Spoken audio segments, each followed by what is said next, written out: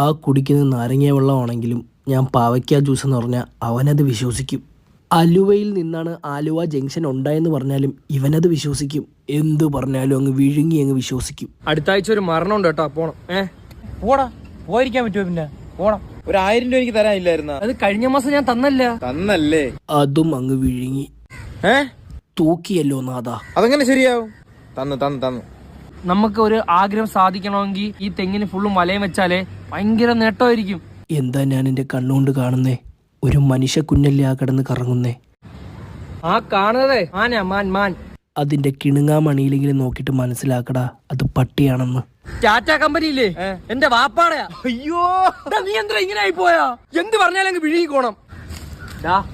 അടുത്ത ആഴ്ച ആ മരണത്തിന് ഞാൻ കാണൂല കേട്ടാ. എനിക്കൊരു ഇന്റർവ്യൂ ഉണ്ട്, അതിന് ഞാൻ പോവും. അതുകൂടെ പറയാനാണ് ഞാൻ നിന്ന കേട്ടാ. ഞാൻ കാണൂലേ.